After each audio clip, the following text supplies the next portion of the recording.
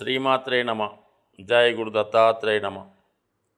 ఈ వీడియోలో మనం 2024 సంవత్సరంలో తులారాశి వారి మీద కుజుని యొక్క ప్రభావం ఏ విధంగా ఉండబోతుంది, రాబోయే సంవత్సర కాలంలో ఏ భావం మీద కుజుడు సంచరించే సమయంలో ఈ రాశి వారికి అనుకూలంగా ఉంటుంది అన్న విషయాన్ని మనం ఈ వీడియోలో పర్టికులర్గా కుజగ్రహ సంచారం ఆధారంగా తీసుకొనే చెప్పడం జరుగుతుంది. మరి ఈ తులారాశి వారికి కుజుడు ధన సప్తమాధిపతి, అంటే ఒక విధంగా కుటుంబం, ఆర్థిక విషయాలు, వాక్చాతుర్యం, అలాగే ధనం సేవింగ్స్ చేసుకోవడం. ఒక జాతకుడికి ధన ఆదాయం 11వ స్థానం బట్టి తెలియజేస్తుంటుంది. అతడు సంపాదించిన ధనాన్ని ఎంతవరకు కూడబెట్టుకుంటాడు, అంటే సేవింగ్స్ చేసుకుంటాడు అన్న విషయం కేవలం 2వ స్థానం బట్టి ఆధారపడి ఉంటుంది. అలాగే సప్తమ స్థానం అన్నది జీవిత భాగస్వామి, అలాగే జీవితంలో పరిచయం అయినటువంటి వాళ్ళు, మనతో సంబంధం పెట్టుకున్న వాళ్ళు, ఎఫైర్స్, అలాగే వ్యాపార భాగస్తులు, అంటే మనతో ఏ విధమైన లావాదేవీలు జరిపే వాళ్ళంతా కూడా సప్తమ స్థానం బట్టి ఆధారపడి ఉంటుంది. అలాగే విదేశ వ్యవహారాలు, వివాహం తర్వాత జాతకుడు నష్టపోతాడా లాభపడతాడా అన్న విషయాలు ఈ కుజుని యొక్క స్థితిని బట్టే ఆధారపడి ఉంటాయి ఈ తులారాశి వారికి. అదేవిధంగా జాతకుడు ఒక ధైర్యంగా జీవితంలో పోరాడాలన్నా, నిలబడాలన్నా, అలాగే ఒక సొంత గృహం ఏర్పరచుకోవాలన్నా, ఒక ఆస్తి సంపాదించాలన్నా, ఒక వ్యాపారం చేయాలన్నా కంపల్సరిగా జాతకంలో కుజుని యొక్క బలం తప్పనిసరిగా ఉండవలసి ఉంటుంది. మరి కుజుడు బలహీనంగా ఉంటే జాతకుడు ఇతరుల మీద ఆధారపడుతూ ఎటువంటి ధన సంపాదన లేకుండా జీవితాంతం ఇబ్బంది పడే సూచనలు కూడా ఉంటాయి. ముఖ్యంగా స్త్రీలకి భర్త యొక్క క్యారెక్టరు, అతని నడవడిక, అతని ఆయుష్, అతని యొక్క వృత్తి విధానం ఏ విధంగా ఉంటుంది అన్న విషయం కూడా కుజుని బట్టి ఆధారపడి ఉంటుంది. అందుకే జాతకంలో పుట్టినప్పుడు ఉన్నటువంటి స్థితి జాతకుడికి కుజుని యొక్క ప్రభావం అన్నది చాలా ముఖ్యమైనది. అందుకే అన్ని దోషాల కన్నా ప్రస్తుతం వివాహం జరగాలన్నా, వివాహం తర్వాత బాగుండాలన్నా కుజదోషాన్ని అంత ఇంపార్టెన్స్ ఇవ్వడం జరుగుతుంది. సో ఈ కారణం వల్ల మరి కుజుని యొక్క సంచారం ప్రభావం ఈ తులారాశి వారి మీద ఈ సంవత్సరం ఏ విధంగా ఉండబోతుంది అన్న విషయాన్ని మనం పరిశీలించే ప్రయత్నం చేద్దాం. సాధారణంగా కుజుడు ఒక రాశి నుంచి ఒక రాశిలోకి మారడానికి 40 నుంచి 45 రోజులు సమయం తీసుకోవడం జరుగుతుంటుంది. ఎప్పుడన్నా కుజ స్తంభించినప్పుడు, కుజుడు వక్రించినప్పుడు 6 నెలల వరకు కూడా అదే రాశిలో ఉండడం జరుగుతుంటుంది. ప్రస్తుతం ఈ సంవత్సర ప్రారంభం 2024 ప్రారంభంలో కుజుడు 3వ స్థానంలో ఉండగా ఈ సంవత్సరం ప్రారంభం అవుతుంది. పాపగ్రహాలు, సహజ పాపగ్రహాలకి 3, 6, 10, 11 ఉపతయ స్థానాలు చాలా ప్రోగ్రెస్కరంగా ఉంటాయి. కాబట్టి కుజుడు ఈ సంవత్సర ప్రారంభంలో ఈ రాశి వారికి ప్రోత్సాహకరంగానే ఉంటుంది. ముఖ్యంగా స్థిరాస్తి కొనుగోలు చేసే ప్రయత్నాలు జరుగుతాయి. అలాగే నూతన ఉపాధి అవకాశాల కొరకు కొత్త వ్యాపారాలు ప్రారంభించడం కానీ, కొత్తగా ఉపాధి అవకాశాలు అన్వేషించడం కానీ ఈ సంవత్సర ప్రారంభంలో జరిగే అవకాశం ఉన్నది. సో అదేవిధంగా వివాహ ప్రయత్నాలు చేస్తున్న వారికి దగ్గర సంబంధం, అంటే మీకు తెలుసున్న సర్కిల్లోనే స్నేహితులు కానీ, బంధువులు కానీ, లేదంటే మీకు కమ్యూనికేషన్స్ ద్వారా పరిచయం అయిన ద్వారా మరి తెలుసున్న సర్కిల్లో వివాహం నిశ్చయ అవకాశం కూడా కుజుడు 3వ స్థానంలో ఉన్నప్పుడు జరిగే అవకాశం ఎక్కువ శాతం ఉండే అవకాశం ఉంది. అలాగే దూర ప్రాంత ప్రయాణానికి, అంటే విదేశ ప్రయాణం కొరకు ఈ వీసా మొదలగు ట్రై చేస్తున్న వారికి మరి డిసెంబర్ 27 లోపల ఇలాంటి ప్రయత్నాలు చేయడం వల్ల 100% మరి మీకు విదేశ ప్రయాణానికి తగిన ఏర్పాట్లు చేసుకునే అవకాశం ఉంది. ఎందుకంటే 3వ భావంలో ఉన్నటువంటి వాడు మరి 9వ భావాన్ని కూడా చూడటం జరుగుతుంది. అలాగే 10వ భావాన్ని కూడా వీక్షిస్తుంటాడు. అంటే కుజుడికి అష్టమ దృష్టి ఉంటుంది కాబట్టి. సో ఈ కారణం వల్ల వృత్తిరీత్యా విదేశం కానీ దూర ప్రాంతం కానీ వెళ్దాం అనుకున్న వారికి ఫిబ్రవరి 5వ తారీఖు లోపు అనుకూలంగా ఉండే అవకాశం ఉంది. సో ఇక ఫిబ్రవరి 5వ తారీఖు నుంచి మార్చి 15వ తారీఖు వరకు చతుర్థ స్థానంలో తన యొక్క ఉచ్చరాశిలో ఈ కుజుడు ప్రయాణం చేస్తాడు. మరి తులారాశి వారికి కుజుడు బలంగా ఉన్నప్పుడు జీవిత భాగస్వామికి కలిసి వస్తుంది. అంటే భార్య అయితే భర్తకి, భర్త అయితే భార్యకి కలిసి వచ్చే అవకాశం ఉంది. మరి వృత్తిపరంగా కొన్ని మార్పులు అభివృద్ధి వచ్చే అవకాశం ఉంది. గృహంలో ఉన్నటువంటి సమస్యలు పరిష్కరించుకునే ప్రయత్నం చేస్తారు.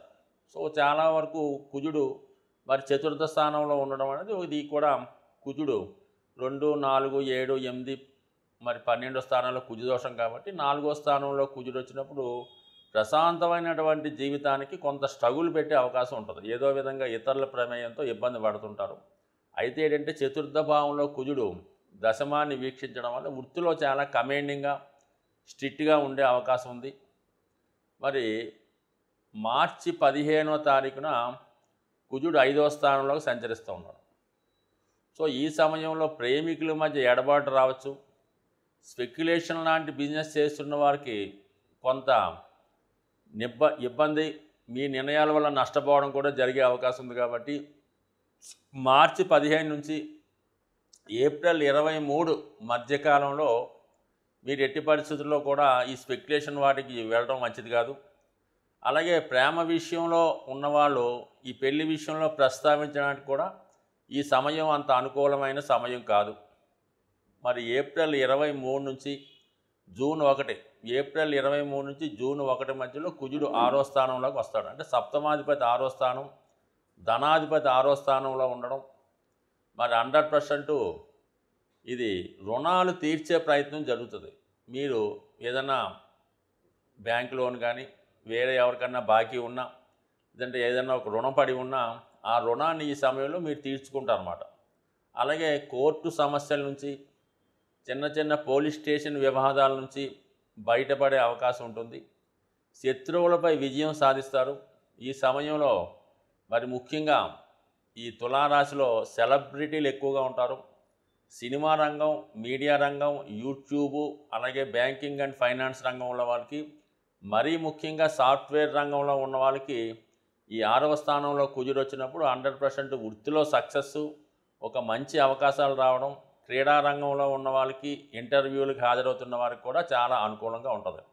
అంటే మీకు ఏప్రిల్ 23 నుంచి జూన్ 1వ తారీఖు మధ్యలో ఈ వృత్తిపరమైన సక్సెస్సు, విజయం సాధించే అవకాశం ఉంటుంది. అదే సమయంలో దీర్ఘకాలికంగా ఇబ్బంది పడుతున్నటువంటి రుణాల నుంచి కూడా బయటపడే అవకాశం 100% ఉంటుంది. సో ఏదైనా ఇంకా మనకి బాగా అక్టోబర్ 20 తర్వాత మరి కుజుని యొక్క సంచారం ఈ రాశి వారికి కొంతవరకు అనుకూలంగా ఉంటుంది. ఆ సమయంలో వృత్తిపరమైన అభివృద్ధి వచ్చే అవకాశం ఉంది. అలాగే విదేశ ప్రయత్నాలు మీకు కానీ మీ జీవిత భాగస్వామికి కానీ ఆగస్టు 26 నుంచి అక్టోబర్ 20 మధ్యలో విదేశ అవకాశాలు కూడా వచ్చే అవకాశం 100% ఈ రాశి వారికి తెలియజేస్తుంది. బట్ కుజుని యొక్క అనుగ్రహం కోసం ఈ రాశివారు ప్రతి మంగళవారం సుబ్రహ్మణ్య స్వామి ఆరాధన, అంటే సుబ్రహ్మణ్య స్వామి వారికి అభిషేకం కానీ, లేదంటే వారి పేరుతో హోమం కానీ చేయించుకోవడం, అలాగే హనుమాన్ చాలీసా పారాయణ, హనుమాన్ ఆలయ దర్శనం ఇవన్నీ చేసుకోవడం వల్ల కుజుడు మీకు అనుకూలంగా మారడం వల్ల ఏ రంగంలో ఉన్న వాళ్ళకైనా కుజబలం, కుజుని యొక్క బలం, కుజుని యొక్క అనుగ్రహం తప్పనిసరి. కాబట్టి ఈ రాశివారు 100% మరి ఈ సంవత్సరంలో కుజుని యొక్క అనుగ్రహంతో తప్పక మీ యొక్క వృత్తిలో విజయాన్ని సాధిస్తారని ఆశిస్తూ, సాధారణంగా ఈ వార ఫలాలు కానీ, మాస ఫలితాలు కానీ, సంవత్సర ఫలితాలు కానీ జాతకుడి యొక్క రాశిని బట్టి మనం చెప్పడం జరుగుతూ ఉంటుంది. అయితే ఇది గోచార ఫలితాలు అన్నవి రాశిని బట్టి మనం చెప్తూ ఉంటాం. సో ఇంకా మనం డెప్త్గా తెలుసుకోవాలంటే జాతకుడి యొక్క నక్షత్రాన్ని బట్టి ఇంకా డెప్త్ అయిన ఫలితాలు చెప్పడం జరుగుతుంటుంది.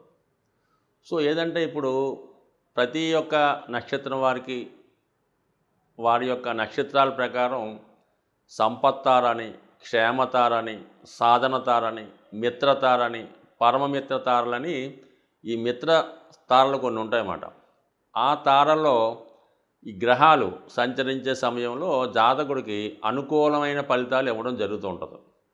సో మిత్రతారలో ఒక గ్రహం సంచరించే సమయంలో జాతకుడికి మిత్రుల సహకారం, బంధువుల సహకారం లభిస్తూ ఉంటుంది.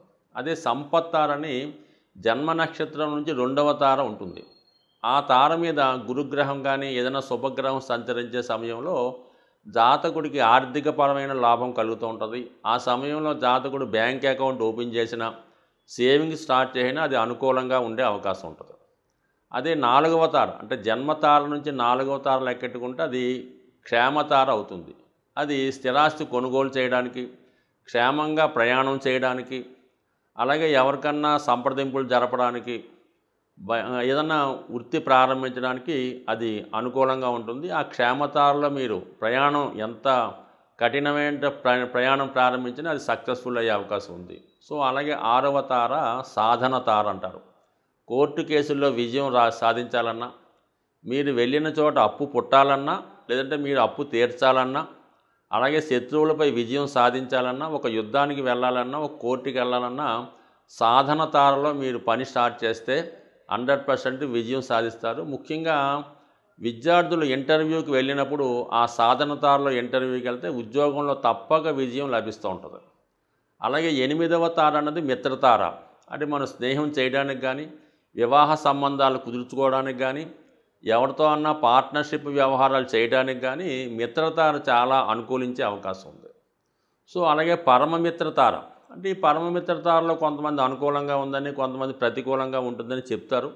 బట్ కానీ ఏదైనా కొంతవరకు న్యూట్రల్గా మంచి ఫలితాలు ఇవ్వడం జరుగుతూ ఉంటుంది. సో ఈ విధంగా మనం తారాబలం చూసుకొని, అలాగే మరి చంద్రలగ్నాత్తు అష్టమంలో ఏ గ్రహం సంచరించినా కూడా ఇబ్బంది కలుగుతుంటుంది. ముఖ్యంగా ప్రతీ నెల ఒకసారి 2.5 రోజులు అష్టమ స్థానంలో చంద్రగ్రహ సంచారం జరుగుతుంటుంది. ప్రస్తుతం మరి ఒక విధంగా చెప్పాలంటే తులారాశి వారికి అష్టమంలో ఇప్పుడు సంచారం జరుగుతుంది అనుకుంటాం. వాళ్ళకి ఈ వృత్తి వ్యవహారాల్లో చికాకులు లభిస్తాయి. అందుకని అష్టమ చంద్ర దోషం కూడా జాతకుడికి ఉంటుంది కాబట్టి అది కూడా మరి గమనించుకుంటూ, ఈ తారాబలాన్ని కూడా గమనించుకుంటూ ఇంకా మనం సూక్ష్మంగా ఇంకా డెప్త్గా ఈ వార ఫలితాలు, మాస ఫలితాలు తెలుసుకున్నప్పుడు ఇంకా పర్ఫెక్ట్ అయినటువంటి ఫలితాలు వచ్చే అవకాశం ఉంది. అలాగే జన్మ జాతకాన్ని బట్టి కూడా ప్రస్తుతం జరుగుతున్నటువంటి దశానాథుడు అంటే మనకి ఏదో దశ జరుగుతుంటుంది.